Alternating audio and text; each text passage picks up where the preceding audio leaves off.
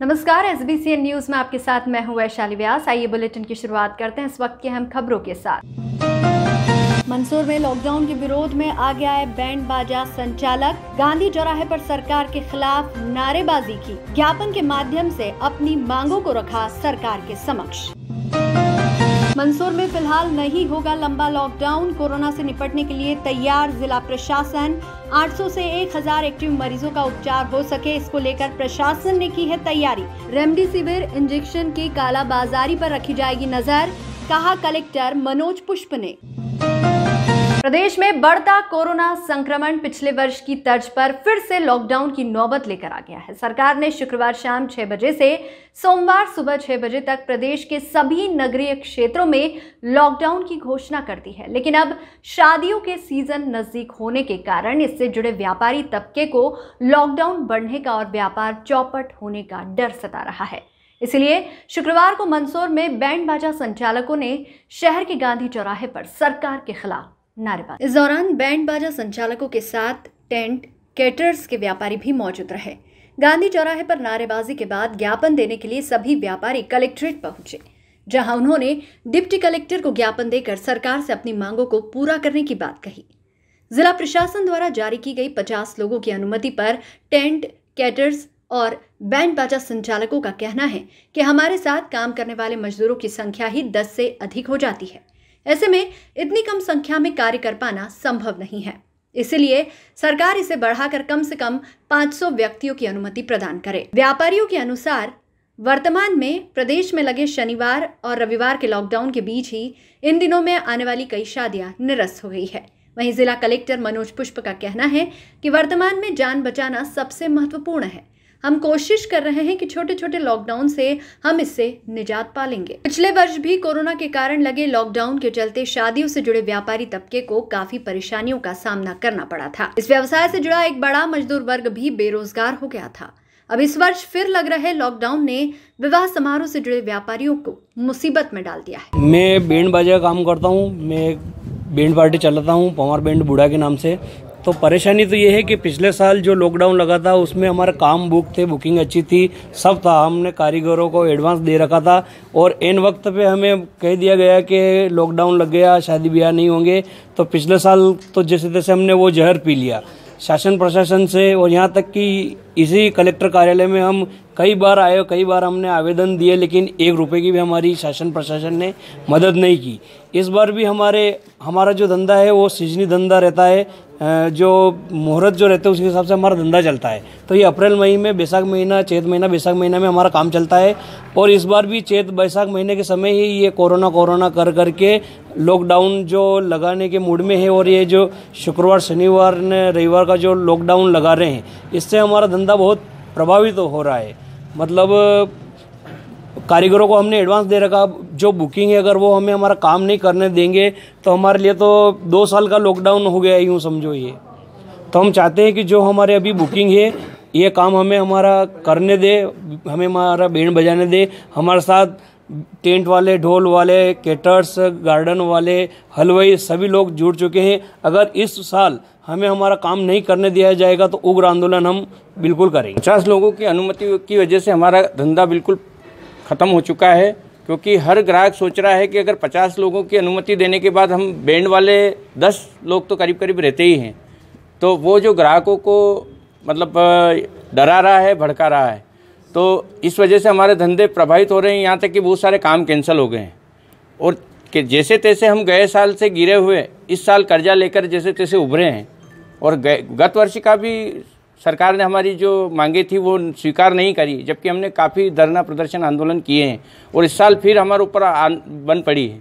इसमें अपने कलाकार एसोसिएशन, बैंड वाले, कैटर्स वाले, अपने रिसोर्ट वाले, हम सब प्रभावित हो रहे। जो भी शादी ब्याह से जुड़े हुए लोग हैं, हम सारे हमारे जो धंधे इनसे कई मजदूरों के घर पल रहे हैं और उन मजदूरों को मतलब कि मौत के मुंह में जा रहे हैं। अगर ये ऐसा रहा तो हम मर जाएंगे। तो हमारी सरकार से मांग है कि इन 50 लोगों से क्या होता है, कोई शादी ब्याह होता है क्या? यहाँ तक कि बंगाल में तो लाखों लोग की भीड़ इकट्ठी कर रहे हैं और यहाँ पे हमें 50 लोगों की अनुमति दी जा रही है। वहाँ पे कोरोना नहीं फैल रहा और यहाँ पे कोरोना कैसे फैल रहा है? केवल शादियों से ही कोरोना फैल रहा है क्या? का जो इन्होंने दिया है उससे भी हमारे घर बहुत सारे काम जो इन वार में आ रहे हैं वो टूट गए हैं, क्योंकि वो शादी करके करेंगे क्या फिर। इसलिए हमारी सरकार से ये दरखास्त है, मांग है कि या तो इन सारे कामों में हमें छूट दी जाए, नहीं तो हम तीव्र आंदोलन करेंगे। इसमें स्केटर्स वाले भी आ गए, बैंड वाले भी आ गए, घोड़ी जनरेटर, टेंट वाले, रिसोर्ट वाले सारे, और चक्का जाम किया जाएगा। यहाँ तक कि आत्मदाह भी हो सकता है, क्योंकि बहुत सारे लोग कर्जे में डूबे हैं। उन्होंने कहा कि ऐसे मरने से तो ये मरना अच्छा है। जैसा कि हमने पहले भी आपको बताया था कि हम लोग लगातार ये कोशिश कर रहे हैं कि सोशियो इकोनॉमिक और cultural activities as it is चलता रहे। ज़रूरत इस बात की है कि हम इस बात का ध्यान रखें कि वो सामंजस्य हम बना पाए कि हम इकोनॉमिक एक्टिविटीज़, सोशल एक्टिविटीज़ और कल्चरल एक्टिविटीज़ को करते हुए भी हम कोविड को प्रोटोकॉल का पालन करें। और ज़िंदगी है और जान है तभी आपकी आगे की सारी चीज़ें हैं। हम लोग बहुत क्लोजली मॉनिटर कर रहे हैं इन चीज़ों पर, और ये कोशिश रहेगी कि कम संख्या में और बिना प्रसार हुए संक्रमण का हम वो सारी चीज़ों की एक्टिविटीज़ के लिए आवश्यकता अनुसार अलाउ भी करें। आने वाले दिनों में हो सकता है संक्रमण का दर थोड़ा कम भी हो, तो लेट्स होप कि हम लोग इस छोटे छोटे लॉकडाउन से ही और कोविड प्रोटोकॉल का सख्ती से पालन करके इससे बाहर आ सके। देश भर में कोरोना की दूसरी लहर अब बेकाबू हो रही है। मध्य प्रदेश में कई शहरों में लॉकडाउन लगाया गया है। वहीं मुख्यमंत्री के ऐलान के बाद प्रदेश के सभी जिलों में आज शुक्रवार शाम 6 बजे से सोमवार सुबह 6 बजे तक संपूर्ण लॉकडाउन होगा। मंदसौर में भी रोजाना कोरोना मरीजों के आंकड़ों में इजाफा हो रहा है। मंदसौर में लॉकडाउन जिला मुख्यालय सहित नगरों में रहेगा। जिले का दलोदा कस्बा भी इसमें शामिल किया गया है। वहीं शासन की गाइडलाइन के मुताबिक आगामी आदेश तक जिले में नाइट कर्फ्यू प्रभावी रहेगा। मंदसौर जिला कलेक्टर मनोज पुष्प ने बताया कि प्रतिदिन कोरोना मरीजों की संख्या में बढ़ोतरी हो रही है। आगामी हालातों से निपटने के लिए जिला प्रशासन ने अपनी तैयारियां की है। जिला अस्पताल सहित जिले के अन्य स्थानों पर कोविड सेंटर बनाए गए हैं। कलेक्टर पुष्प ने दावा किया है कि अगर जिले में कोरोना और बेकाबू होता है तो उससे निपटने के लिए जिला प्रशासन के पुख्ता इंतजाम है। जिले में 800 से 1000 एक्टिव मरीजों का उपचार हो सके, इसको लेकर प्रशासन ने तैयारियां की है। ऑक्सीजन की कमी के सवाल को नकारते हुए कलेक्टर ने ऑक्सीजन की पर्याप्त व्यवस्था होने का भी दावा किया है। वहीं कोरोना मरीजों के इलाज में सहायक रेमडेसिविर इंजेक्शन की उपलब्धता पर बताया, गंभीर जरूरतमंद मरीजों को ही उपलब्धता की जाएगी। रेमडेसिविर की कालाबाजारी पर भी नजर रखी जा रही है। साप्ताहिक लॉकडाउन की शुरुआत के बाद अब आमजन में एक बार लंबे लॉकडाउन का भय दिख रहा है। इसको लेकर जिला कलेक्टर ने आमजन से अपील करते हुए कहा कि सरकार का और प्रशासन का लंबे लॉकडाउन को लेकर कोई इरादा नहीं है। वहीं जो व्यापारी फिलहाल इस आपदा को अवसर समझकर घर में उपयोगी वस्तुओं, सामग्रियों के मनमाने दाम लोगों से वसूल रहे हैं, उनको भी हिदायत दी है कि आमजन की मदद करें, न कि शोषण। आपको बता दें कि जिले में अभी 200 से अधिक एक्टिव मरीजों की संख्या है। वहीं अब तक कोरोना मरीजों का आंकड़ा 3000 के पार पहुंच चुका है। गुरुवार शाम को आई रिपोर्ट में 38 कोरोना मरीज सामने आए हैं। हर रोज आ रही कोरोना रिपोर्ट में मरीजों की संख्या में इजाफा नजर आ रहा है। जिले में बढ़ते कोरोना के मद्देनजर जहां एक और प्रशासन अपनी तैयारियां कर रहा है, वहीं अब आमजन को भी जागरूक होने की जरूरत है और कोरोना नियमों का पालन करने की आवश्यकता है। नहीं तो वो दिन दूर नहीं कि सरकार प्रशासन की व्यवस्थाओं पर कोरोना और भारी हो जाए। SBCN न्यूज़ के लिए मंदसौर से देवेंद्र मौर्य की रिपोर्ट। लॉकडाउन पूरे प्रदेश में सभी नगरीय इलाकों में लगे हैं और ये सही है कि मंदसौर ज़िले में भी कोरोना के केसेस बढ़ रहे हैं। एहतियातन जो लॉकडाउन लगाया गया है उसमें अत्यावश्यक जो भी सेवाएं होंगी उस पर छूट दे के और लोगों को कोई विशेष परेशानी नहीं हो इसका ध्यान रखा जाएगा। जो बिना किसी कारण के अनावश्यक घूमते हैं या अनावश्यक दुकानें खोल के वहाँ भीड़ करते हैं, उसमें काफ़ी निजात मिलेगी और ये मानते हैं कि इसके कारण संक्रमण के प्रसार में कमी आएगी। लॉकडाउन शाम 6 बजे से शुरू होगा और जैसा मैंने आपको बताया है कि जो भी अत्यावश्यक सेवाएं हैं उन सभी में छूट दी गई है और ये ध्यान रखा जाएगा कि लोगों को इससे कोई बेवजह की तकलीफ़ न हो। सर, रात्रिकालीन कर्फ्यू भी लगाया है? रात्रिकालीन कर्फ्यू भी 10 बजे से सुबह 6 बजे तक लगा है। उस दौरान भी हेल्थ से रिलेटेड जो इश्यूज होंगे या कोई ऐसी इमरजेंसी होगी तो उसमें पूरी छूट दी जाएगी और इस तरह के निर्देश पुलिस को और रेवेन्यू के जो लोग ड्यूटी पर रहेंगे उनको दिए हुए हैं ताकि लोगों को कोई बेवजह की परेशानी नहीं हो और किसी भी इमरजेंसी से या किसी भी हेल्थ इशू से बहुत आसानी से निपटा जा सके। सर, अभी कोरोना की क्या स्थिति है और खासतौर से सर बेड का क्या इंतजाम है, और दूसरा जो मंदोर वगैरह में जो वैक्सीनेशन का माफ कीजिए ऑक्सीजन की और एक रेमडेक की जो कंडीशंस है वो क्या है सर? अभी मंदसौर में स्थिति अच्छी है कि हमारे जो 200+ पॉजिटिव केसेज हैं उसमें से 60% के आसपास असिम्टोमेटिक हैं और होम आइसोलेशन में रख के प्रोटोकॉल के हिसाब से उनका इलाज किया जा रहा है। हमारी रिकवरी के रेट्स भी 93-94% के आसपास है। जो जिला अस्पताल में लोग भर्ती हैं उन लोगों क्या प्रॉपर इलाज हो रहा है और अभी हमारे पास लगभग 150 के आसपास बेड जिला अस्पताल में खाली हैं। हमने एक प्राइवेट कोविड सेंटर भी शुरू कराया है, उसमें हमारे पास 40 बेड है और उसको 70-80 बेड तक उसको बढ़ाने की क्षमता है। हम जो प्राइवेट इंस्टीट्यूशंस हैं जिनको कि हमारे बेड्स होने चाहिए उस हिसाब से हमारे पास बेड्स अवेलेबल है और हमारी पूरी प्लान भी उसके हिसाब से तैयार है कि फ्यूचर में हम एक कोविड केयर सेंटर भी इस शेप में बना के रखे हैं कि जब भी आवश्यकता होगी तो हम 50 बेड वहाँ यूज कर सकते हैं। हमने गरोठ में भी एक कोविड सेंटर डेवलप करके रखा है जहाँ पर कि हम 20 लोगों का इलाज वो वहाँ पे कर सकते हैं और एक प्राइवेट में और सेंटर डेवलप हो रहा है जिसको कि हम स्पेसिफिकेशन के साथ तैयार कर रहे हैं ताकि उनको अनुमति में कोई इशू नहीं है। तो जो हमारी व्यवस्था है उसके हिसाब से हमारे अगर 1000 के आसपास भी एक्टिव केसेज होते हैं और यही प्रोपोर्शन रहता है होम आइसोलेशन के और इंस्टीट्यूशनल के, तो हम उनको मैनेज कर लेंगे। लगभग 400-500 एक्टिव केसेस के लिए हमारे पास बेड्स की अवेलेबिलिटी है और उसमें से 300 बेड तैयार हैं और 200 के हमारे पास प्लान तैयार है। शादियों की सीज़न है और कई बिजनेस जो है वो इसके ऊपर डिपेंड रहते हैं। अभी कुछ देर पहले बाहर जो बैंड वाले थे वो लोग आए थे, उनका कहना था कि हमें कोई छूट दी जाए या फिर शासन कोई राहत दी जाए। पिछली बार भी उन्होंने काफ़ी आंदोलन किए थे। ऐसे कई लोग हैं जो अब ये डिमांड कर रहे हैं कि उन्हें या तो छूट दी जाए या फिर कुछ और किया जाए। जैसा कि हमने पहले भी आपको बताया था कि हम लोग लगातार ये कोशिश कर रहे हैं कि सोशियो इकोनॉमिक और cultural activities as it is चलता रहे। ज़रूरत इस बात की है कि हम इस बात का ध्यान रखें कि वो सामंजस्य हम बना पाए कि हम इकोनॉमिक एक्टिविटीज़, सोशल एक्टिविटीज़ और कल्चरल एक्टिविटीज़ को करते हुए भी हम कोविड को प्रोटोकॉल का पालन करें। और ज़िंदगी है और जान है तभी आपकी आगे की सारी चीज़ें हैं।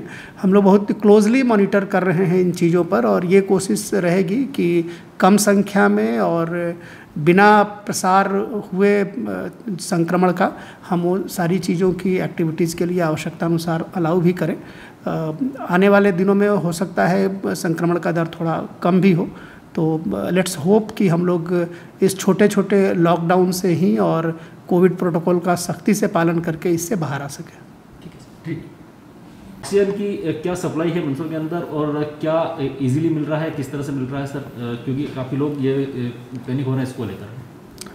सबसे पहले तो हम आपको स्पष्ट कर दें कि रेमडेसिविर कोई ऐसी ड्रग नहीं है जिसको कि हर पेशेंट को देने की ज़रूरत है। ये बड़ी ही स्पेसिफिक ड्रग है जिसको कि WHO ने भी और अभी कमिश्नर हेल्थ ने भी कल प्रोटोकॉल जारी किया है, क्योंकि हम हर किसी को रेमडेसिविर नहीं लगाने की ज़रूरत है।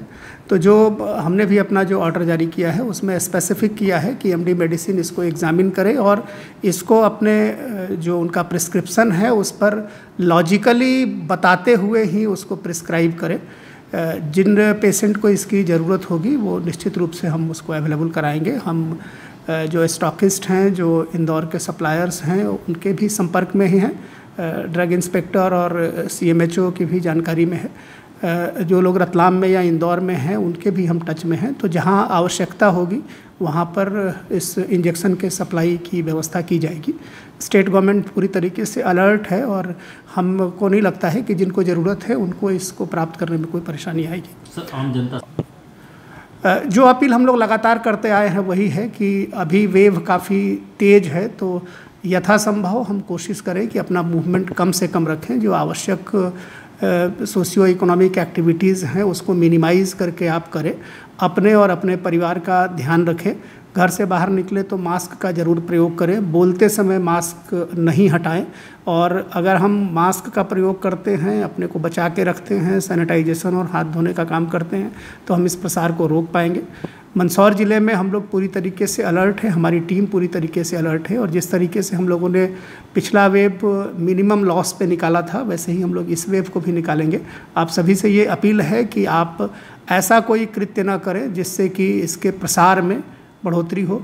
क्या करना है, क्या नहीं करना है, पिछले 1 साल में हम लोग लगातार बार बार इस चीज़ को डिस्कस करते रहे, तो इसमें कोई और विस्तार से जाने की ज़रूरत नहीं है। आप सभी से अपील है कि पेशेंस रखें, धीरज रखें और मिनिमम मूवमेंट करें। Thank you. बीआर फाउंडेशन द्वारा पंछी बचाओ अभियान के तहत नीमच जिले में सकोरा मास्क वितरित किए गए। नीमच जिला पुलिस अधीक्षक कार्यालय में सकोरा वितरित किए गए। पुलिस अधीक्षक सूरज कुमार वर्मा के साथ कार्यालय पर सकोरा लगाया गया एवं फाउंडेशन के पदाधिकारी द्वारा एसपी से नीमच के छात्र छात्राओं के लिए मध्य प्रदेश पुलिस और इंडियन आर्मी के फिजिकल तैयारी के संबंध में बात की। फाउंडेशन के पदाधिकारी द्वारा एसपी से नीमच के छात्र छात्राओं के लिए मध्य प्रदेश पुलिस और इंडियन आर्मी के फिजिकल तैयारी के संबंध में बात की एवं नीमच में जिला एडिशनल एसपी, नीमच कैंट थाना महिला सेल प्रभारी श्रीमती पुष्पा राठौर, अनुसूचित जाति थाना प्रभारी नीमच सिटी थाना, नगर यातायात थाना, सीएसपी कार्यालय, पीजी कॉलेज नीमच एवं नीमच बस स्टैंड पर कोरोना से बचाव के लिए लोगों को जागरूक किया और बिना मास्क वाले व्यक्तियों को मास्क पहनाकर कोरोना से बचाव के लिए सलाह दी एवं सकोरा विद सेल्फी अभियान चलाया गया।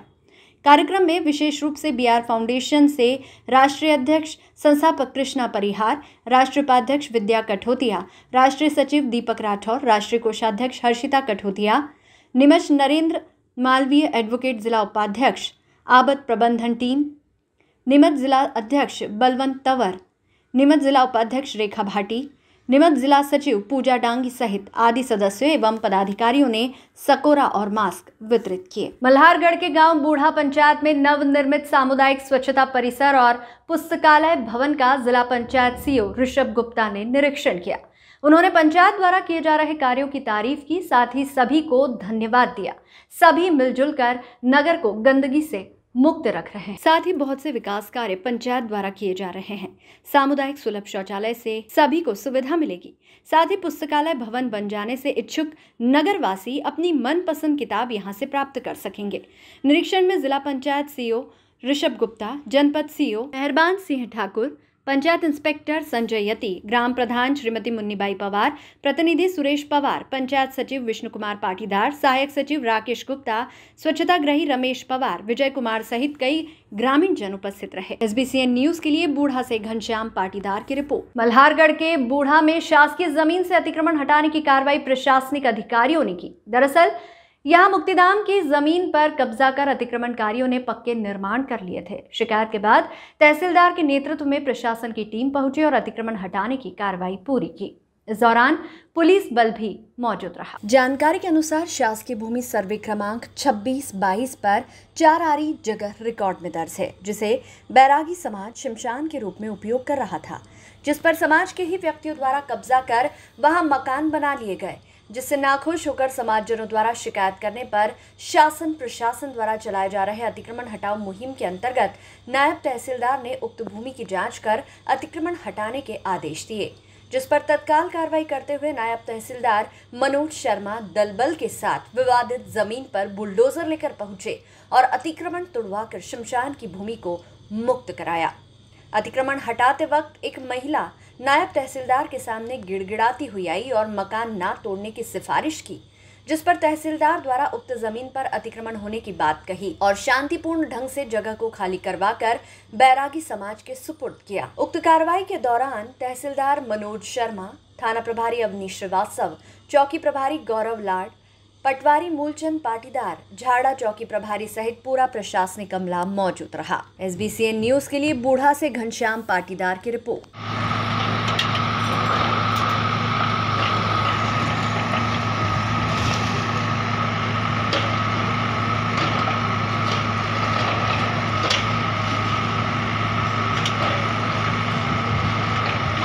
यहाँ पर भमरदास पिता सीताराम दास और मोहनदास पिता रघुवीर दास जाति बैरागी द्वारा ग्राम बूढ़ा की शासकीय भूमि सर्वे नंबर 2622 रकबा 0.04 हेक्टेयर जो कि कब्रिस्तान नोयत से हमारे यहाँ दर्ज है, इस पर इनके द्वारा अवैध अतिक्रमण किया गया था, जिस पर अर्थदंड भी आरोपित किया गया। इनको जो है ना आज बेदखल कर दिया गया। इस बुलेटिन में फिलहाल इतना ही। लगातार न्यूज अपडेट्स के लिए देखते रहिए SBCN न्यूज। नमस्कार।